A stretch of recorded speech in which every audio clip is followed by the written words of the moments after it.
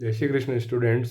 Last जो video मैंने send की थी उसमें हमने फाइनेंशियल स्टेटमेंट्स मतलब फाइनल अकाउंट्स के बारे में हमने पढ़ा था कि ईयर एंड में फर्म की प्रॉफिटेबिलिटी और फाइनेंशियल पोजीशन कैलकुलेट करने के लिए या डिटरमाइन करने के लिए जो 31 मार्च को अकाउंट्स बनाए जाते हैं वो फाइनल अकाउंट कहलाते हैं। तो उसमें फ़र्स्ट पढ़ा था हमने ट्रेडिंग अकाउंट से हम ग्रॉस प्रॉफिट फाइंड आउट करते हैं। तो ग्रॉस प्रॉफिट जिसको हमने कहा था ओवरऑल प्रॉफिट देखा जाता है, ऊपर का जो प्रॉफिट है वो देखते हैं। उसके लिए जितना भी हमने सेल्स करी नेट सेल्स में से कॉस्ट ऑफ गुड सोल्ड कि जो माल हमने बेचा उसकी हमारी कॉस्ट कितनी थी वो लेस की जाती है। तो net sales minus cost of good sold ये ग्रॉस प्रॉफिट का फॉर्मूला होता है। ट्रेडिंग अकाउंट हमने पढ़ा था। सेकंड, जो ग्रॉस प्रॉफिट कैलकुलेट करने के बाद हमें नेट प्रॉफिट कैलकुलेट करने के लिए प्रॉफिट एंड लॉस अकाउंट बनाया जाता है। प्रॉफिट एंड लॉस अकाउंट में जब हमने ग्रॉस प्रॉफिट कैलकुलेट किया था ट्रेडिंग अकाउंट में, तो नेट सेल्स में से कॉस्ट ऑफ गुड्स सोल्ड कहते हैं जो गुड्स को लाने में सीधे खर्चे होते हैं, डायरेक्ट एक्सपेंसेस, वो लेस किए गए थे। लेकिन बिजनेस को कैरी ऑन करने के लिए बहुत सारे एक्सपेंसेस ऐसे भी होते हैं जो इनडायरेक्टली हमको इनकर करने होते हैं, जैसे रेंट, इलेक्ट्रिसिटी, सैलरी, स्टेशनरी, फिर ऑफिस के एक्सपेंसेस। ऐसे बहुत सारे खर्चे होते हैं जो हमें बिजनेस को प्रॉपरली ऑपरेट करने के लिए या कैरी ऑन करने के लिए हमें करने ही पड़ते हैं। पर ये जो एक्सपेंसेज होते हैं ये डायरेक्टली गुड्स पे नहीं होते हैं, इसलिए इन सब एक्सपेंसेज को इनडायरेक्ट एक्सपेंसेज कहा जाता है। और बहुत सारे एक्सपेंसेज जो गुड्स को हम गोडाउन तक लाने के लिए करते हैं वो सब डायरेक्ट एक्सपेंसेज, वो सब ट्रेडिंग अकाउंट में आते हैं डायरेक्ट एक्सपेंसेज। जैसे कैरिज जिसको गाड़ी भाड़ा कहा जाता है, फ्राइट, रेलवे फ्राइट, ये सब वेजेस, मजदूरी। तो वो उस गुड्स को हमने हमारे बिजनेस का जो स्पॉट है उस गोडाउन तक लाने के लिए जो सीधे खर्चे होते हैं वो सब डायरेक्ट एक्सपेंसेज, उसको उसे उस गुड्स की कॉस्ट में ऐड कर दिया जाता है, कॉस्ट ऑफ गुड्स सोल्ड में वो सब आ जाते हैं। फिर उस गुड्स को कितने में बेचा तो उसमें से उसको लेस किया जाता है, तो ग्रॉस प्रॉफिट आता है कि हमने इतना ग्रॉस प्रॉफिट कमाया। लेकिन नेट प्रॉफिट जिसको एक्चुअल प्रॉफिट कहते हैं कि हमने शुद्ध लाभ हिंदी में कहा जाता है कि शुद्ध कितना कमाया, तो उसके लिए हमें बाद में इनडायरेक्ट एक्सपेंसेज को भी लेस करना पड़ेगा। तो इनडायरेक्ट एक्सपेंसेज जो हम गुड्स पर डायरेक्टली नहीं कर रहे हैं, गोडाउन में आने के बाद जो फिर बाद के ऊपर के खर्चे होते हैं उनको इनडायरेक्ट एक्सपेंसेज कहा जाता है। पर ये हमने हमारे बिजनेस के लिए ही किए हैं, इसलिए नेट प्रॉफिट निकालने के लिए इन सबको लेस किया जाएगा। तो नेट प्रॉफिट का जो आगे फॉर्मूला होता है वो नेट प्रॉफिट का फॉर्मूला बनता है ग्रॉस प्रॉफिट जो हमने कैलकुलेट किया। तो ग्रॉस प्रॉफिट कैलकुलेट करने के बाद उसमें से अगर इनडायरेक्ट एक्सपेंसेज हैं तो उनको तो लेस कर दो, ऊपर के जो खर्चे हैं वो और लेस होंगे। और मान लो कहीं से हमको कोई इनडायरेक्ट इनकम हुई है तो वो ऐड हो जाएगी प्लस इनडायरेक्ट इनकम्स। तो इस तरीके से ग्रॉस प्रॉफिट से हम नेट प्रॉफिट की कैलकुलेशन करेंगे। ये फॉर्मूला जो होगा ये नेट प्रॉफिट का फॉर्मूला है।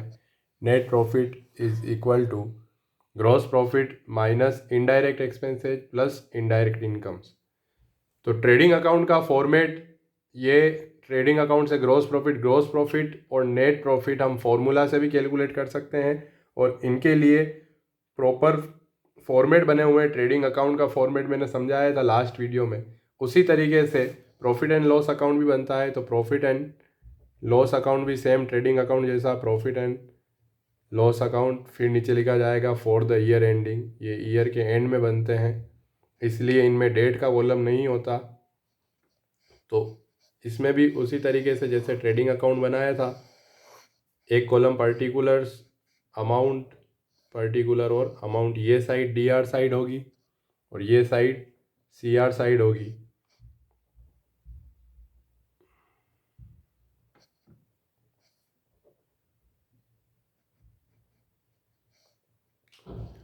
तो जो हमने ट्रेडिंग अकाउंट बनाकर ग्रॉस प्रॉफिट फाइंड आउट किया था उसे सबसे पहले इसके सीआर साइड में लिख दिया जाता है बाय ग्रॉस प्रॉफिट। फिर जितने भी खर्चे हैं वो सब टू में आते हैं, जैसे to rent, to salary, to stationery. इस तरीके से खर्चे जो हैं इनडायरेक्ट वो सब इस तरफ लिखते जाते हैं। और कोई इनकम है जैसे बाय इंटरेस्ट रिसीव्ड, कहीं से हमको ब्याज मिला हो, बाय कमीशन रिसीव्ड, वो सब हम सीआर साइड लिखेंगे। तो जो हमारा फॉर्मूला है, ग्रॉस प्रॉफिट में से इनडायरेक्ट एक्सपेंसेस घटाने और इनडायरेक्ट इनकम जोड़नी है, तो ग्रॉस प्रॉफिट लिखा, उसके नीचे हमने इनडायरेक्ट इनकम लिख दी, ताकि जब हम प्रॉफिट की कैलकुलेशन करेंगे तो ग्रॉस प्रॉफिट में ये इनडायरेक्ट इनकम तो ऐड हो जाएगी और उसके सीआर की टोटल में से डीआर मतलब ये सब खर्चे लेस होंगे, तो हमें मिलेगा हमारा net profit to net profit. तो ये फॉर्मूले के बेसिस पर निकालना हो तो net profit is equal to gross profit minus indirect expenses plus indirect income.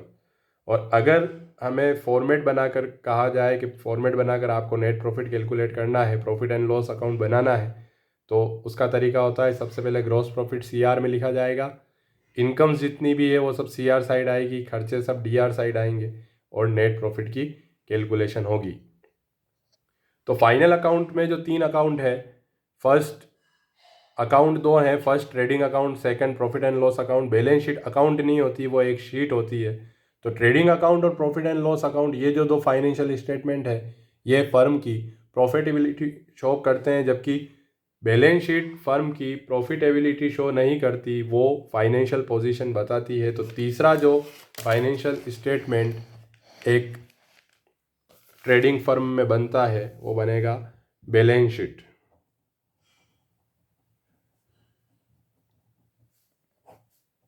और बैलेंस शीट जो होती है ये फाइनेंशियल पोजीशन के, आपका जो बिजनेस है वो उसकी फाइनेंशियल पोजीशन वीक है या स्ट्रॉन्ग है, ये शो करती है। और बैलेंस शीट बनाने के लिए for the year ending word use नहीं होता, ये बनती है एज ऑन 31 मार्च, क्योंकि ट्रेडिंग अकाउंट और प्रॉफिट एंड लॉस अकाउंट पूरे साल भर में क्या हुआ उसका सार वो बता रहे हैं कि इतना प्रॉफिट साल भर में हमने कमाया, जबकि बैलेंस शीट किसी पर्टिकुलर डेट को, ऑन दैट डेट वो फर्म की पोजीशन शो करती है, इसलिए यहाँ for the year ending word नहीं लगता, एज ऑन वर्ड लगाया जाता है। तो बैलेंस शीट बनाने के लिए बैलेंस शीट की 2 साइड्स, ये सबसे शुरू में भी हमने अकाउंट्स में पढ़ा था, ड्यूअल एस्पेक्ट कंसेप्ट जब हमने पढ़ा था, तो हर ट्रांजैक्शन से 2 एस्पेक्ट अफेक्ट होते हैं, उसमें से एक था एसेट्स और एक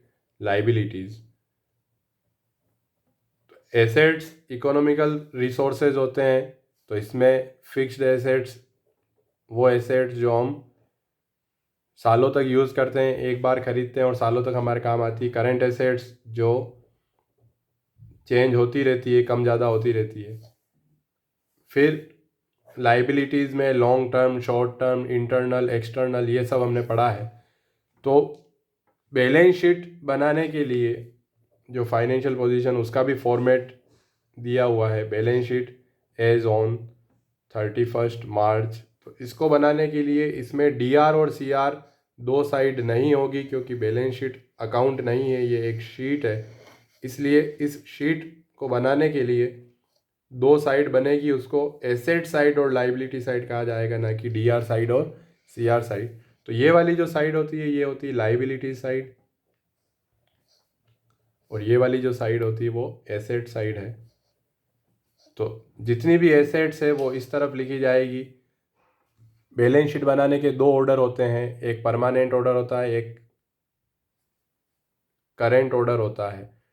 तो लाइबिलिटीज़ इस तरफ लिखी जाएगी, एसेट्स इस तरफ लिखी जाएगी, और एसेट्स और लाइबिलिटीज़ की टोटल अगर लास्ट में बराबर आती है तो हमारी अकाउंटिंग सही मानी जाती है, क्योंकि हमारा ड्यूअल एस्पेक्ट कंसेप्ट कहता है कि एसेट्स और लाइबिलिटीज़ की टोटल कभी भी अलग नहीं हो सकती। तो ट्रेडिंग अकाउंट से ग्रॉस प्रॉफिट निकाला, फिर प्रॉफिट एंड लॉस अकाउंट से नेट प्रॉफिट निकला, वो नेट प्रॉफिट यहाँ लाइबिलिटीज़ में कैपिटल जो होती है वो ओनर की, और नेट प्रॉफिट पर भी ओनर का राइट होता है, तो वो यहाँ जुड़ता है। तो अगर हमने नेट प्रॉफिट सही निकाला होगा तो ही हमारी लाइबिलिटी साइड और एसेट्स की साइड टोटल बराबर आएगी।